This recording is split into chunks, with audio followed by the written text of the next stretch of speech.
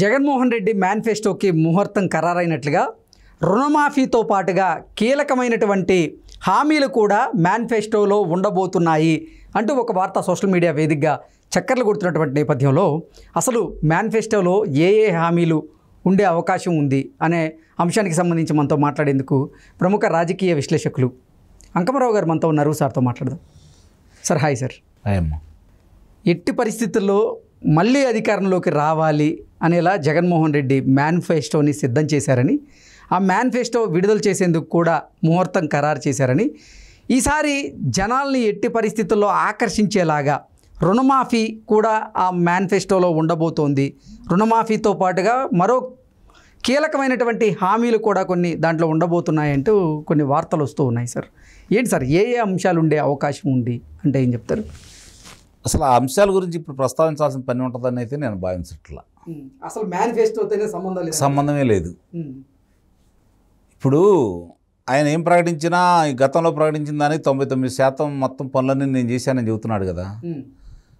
4 ప్రశ్నలు అడుగుతాను, చెప్పండి నాకు సమాధానం. సిపిఎస్ రద్దు చేశాడా? లేదు. మరి బీసీలకు సంబంధించి, కులవృత్తులకు సంబంధించి, వాటికి సంబంధించినటువంటి దానికి సంబంధించి గత ప్రభుత్వం ఇచ్చిన రాయితీలను కొనసాగించాడా?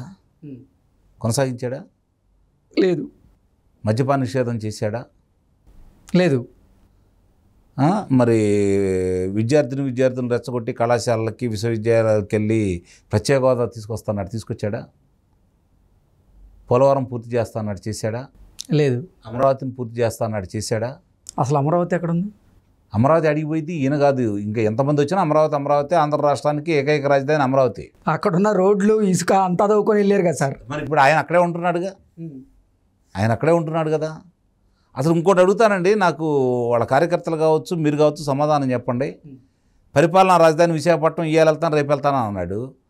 ఆయన పార్టీ కార్యాలయంలోనే పెట్టలేకపోయాడు, ఇంకా ఆయన అమరావతిని కాదని ఎక్కడికి వెళ్తాడు చెప్పండి మీరు సమాధానం. అంటే అసలు అమరావతి నమూనాని పొందుపరిచినటువంటి గ్యాలరీని కూడా కొంతమంది దుండగల చేత ఆయన నాశనం చేయించాడు అనేటువంటి వార్తలు కూడా మనం విన్నాం. బాంబులేసి జపాన్ మీద 2వ ప్రపంచ యుద్ధానికి సంబంధించి అమెరికా వాళ్ళు వాళ్ళ అణువు బాంబులను అక్కడ ప్రయోగం చేసి అంత నాశనం చేసినటువంటి దాన్ని వాళ్ళు ఎంత ఈరోజు గొప్పగా మరి అక్కడికి వెళ్తే మనం గుర్తుపడతామా? మరి ఇలాంటి వాళ్ళు ఎంతమంది నాశనం చేస్తే అప్పటికంటే ఇప్పుడు పరిజ్ఞానం పెరిగింది కదా, సాంకేతిక పరిజ్ఞానం పెరిగింది కదా, దాన్ని అడ్డం పెట్టుకుని ఇంకొంచెం బాగానే చేసుకుంటారు. దీనివల్ల ఏం ఆగదు కదా. ఇప్పుడు ఆయన రోడ్లు విధ్వంసం చేశారండి, మళ్ళీ రోడ్లు వేసుకుంటారు. భవనాలు నిర్మించారు, కోల్చలేదు కదా ప్రజావేదిక తప్ప, దాన్ని పూర్తి చేస్తారు. రహదారులు నిర్మించుకుంటారు. అసలు నమూనా ఏం లేకుండా చేశాడు కదా సార్. వాళ్ళు ఎవరండి నమూనా నాశనం చేసుకుంటే? అక్కడ ఉన్న దాన్ని నమూనా నాశనం చేస్తే దాన్ని భద్రపరిచినటువంటి కంప్యూటర్లోంచి తీసేయగలుగుతాడు ఆయన? లేకపోతే చంద్రబాబు నాయుడు గారి మష్కరంలో ఉన్నటువంటి దాన్ని తొలగించగలుగుతాడా? ఏం చేయగలుగుతాడు చెప్పండి? ఏం చేసి నేను అనేది అదే, 5 సంవత్సరాలు నువ్వు డిసెంబర్ 2019 నుంచి మొదలుపెట్టి 4 సంవత్సరాల ఇప్పుడు 4 నెలలు అవుతుంది కదా, నువ్వేమీ సాధించలేకపోయావు. అమరావతి నుంచి అంగుళం కదిలించలేకపోయావు. ఇంకేం చేయగలుగుతావు? నువ్వు రేపు పొద్దున ఏం మాట్లాడతావు? ఇవన్నీ చేయలేనాడు రేపు పొద్దున ఏదైనా ప్రకటిస్తే ఏం చేస్తాడని ప్రజలు ఆశపడతారు. నిరుపేదలకి ఉదయం పూట, మధ్యాహ్నం, సాయంత్రం అల్పాహారంతో పాటు భోజన వసతి 15 రూపాయలకు అందుతున్నటువంటి అన్నా క్యాంటీన్లే నువ్వు రద్దు చేసిన వాడివి. నీ మీద నమ్మకం నిరుపేదలకు ఎలా ఉంటుంది? భవన నిర్మాణ కార్మికులు, ముఖ్యంగా చెబుతున్నాను, భవన నిర్మాణ కార్మికులు అన్ని వందల మంది చనిపోవడానికి కారకుడయ్యి సంవత్సరం పాటు వాళ్ళకి భుక్తి లేకుండా చేసిన నువ్వు, ఉచితంగా ఇసుకిస్తున్నటువంటి తెలుగుదేశం ప్రభుత్వం ఉచితంగా ఇసుకిస్తే అదే దాన్ని 6,000 నుంచి 10,000 రూపాయలు కొనుక్కునే దుస్థితి తీసుకొచ్చేసి భవన నిర్మాణంలో ఇసుక వాటా 3 రెట్లు 4 రెట్లు పెంచిన నువ్వు, ఆ భవన నిర్మాణ కార్మికులకి ఈరోజు 3-4 రోజుల కంటే పని లేకుండా చేస్తున్న నువ్వు, వాళ్ళు నమ్ముతారా? డాక్టర్ సుధాకర్ అనే ఒక దళితుడిని, మంచి డాక్టర్ని పిచ్చాణి చేసి మాస్క్ అడిగిన నేరానికి ఆయన చనిపోవడానికి కారణమైన నిన్ను దళితులు నమ్ముతారా? తన దగ్గర పనిచేస్తున్నటువంటి ఒక దళిత డ్రైవర్ని హత్య చేసి ఇంటి ముందు పడేసి నేనే చంపాననే వ్యక్తిని నువ్వు ఈ రోజు కూడా నీ వాహనంలో తిప్పుకుంటూ నీ సభల సమావేశాల్లో తిప్పుకుంటా ఉంటే ఆ ప్రాంత దళితులు నీకు ఓట్లేస్తారా? దీనికి సమాధానం చెప్పానండి. అంటే నువ్వు చేసినవన్నీ ప్రజలు మర్చిపోతారా? అంటే ప్రజలు మర్చిపోయేలాగే మేనిఫెస్టోని రూపొందించే ప్రయత్నం చేస్తున్నారు, రుణమాఫీ అంశాన్ని కీలకంగా తీసుకురాబోతున్నారు అంటూ కొన్ని వార్తలు వస్తాయి. మీకు ఎదురు దెబ్బ తగిలిద్దండి, కాలికి ఎదురు దెబ్బ తగిలిద్ది, దానికి గాయం వేసి మార్చుకుంటావు. హృదయానికి తగిలిన గాయాన్ని నువ్వు మార్చగలవా? ఈరోజు ఆంధ్ర రాష్ట్ర ప్రజల హృదయాలకు గాయాలని, వాళ్ళ స్వతంత్రం లేకుండా పోయింది, స్వేచ్ఛ లేకుండా పోయింది. వాడు సగర్వంగా ఇది నా రాష్ట్రం, నేను పలానా ఆంధ్రప్రదేశ్ పౌరుని చెప్పుకునే అవకాశం లేకుండా చేస్తున్నావు నువ్వు. రేపు పొద్దున వీళ్ళందరూ ఇవన్నీ మర్చిపోయి నీకు ఓట్లేస్తారా? ఓకే, అంటే రేపు ప్రకటిస్తే నమ్ముతారా?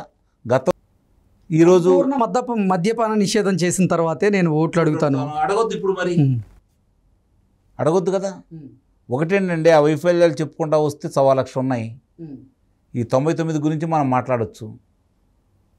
మీరు నవరత్న సంక్షేమం లేదంటే ఆ నవరత్నాల పథకాలు వాటి గురించే ప్రస్తావన తీసుకొస్తాం. అదే మాట్లాడతాను. ఇప్పుడు అడుగుతున్నా, సమాధానం చెప్పండి. ప్రజలు అదే కదా అడుగుతుంది. 30 లక్షల మందికి ఇల్లు నిర్మాణం చేస్తానన్నావు, చేసావా? మరి 2,60,000 మందికి నీకు మెగా డిఎస్సి ప్రకటించేసి వాళ్ళకు ఉద్యోగాలు ఇస్తానన్నావు, ప్రకటించావా? విద్యార్థుల గురించి చూసుకుంటా ఉంటే విదేశీ విద్యా కానుకను రద్దు చేసావా? మొన్న తిరిగి అది అంబేద్కర్ గారి పేరు మీద ఉన్నట్టు దాన్ని తీసేసి నీ పేరు మీద పెట్టుకున్నావు కదా. మొన్నటిదాకా సంవత్సరం క్రితం వరకు దాని గురించి నువ్వు అల్లా పల్లా పట్టించుకోలేదు కదా. మరి ఇవన్నీ నష్టపోయిన విద్యార్థులకి గుర్తురాదా?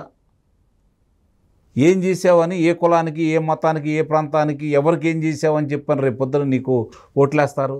అంటే నువ్వే పుట్టించావా సంక్షేమాన్ని? నీ ద్వారానే వచ్చిందా? నువ్వు లేకపోతే రేపు పొద్దున అయిపోయిద్దా? ఈరోజు చెబుతున్నావు నువ్వు, నేను రాకపోతే ఇవన్నీ ఆపుతాడు చంద్రబాబు నాయుడు గారని.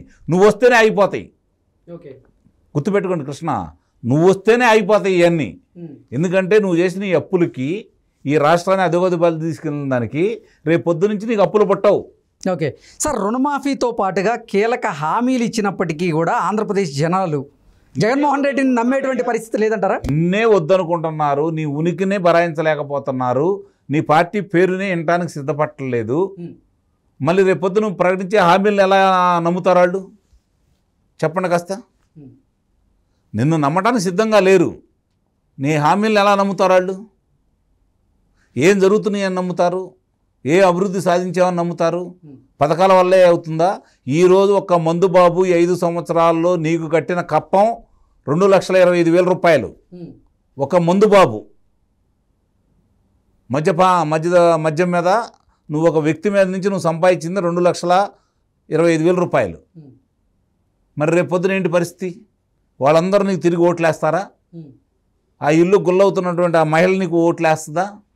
8 సార్లు 9 సార్లు విద్యుత్ ఛార్జీలు పెంచావు నువ్వు, అది నమ్మి నీకు మళ్ళీ ఓట్లేస్తారా? ఆస్తి పన్ను ప్రతి సంవత్సరం 15% కాడికి పెంచుకుంటూ వస్తున్నావు.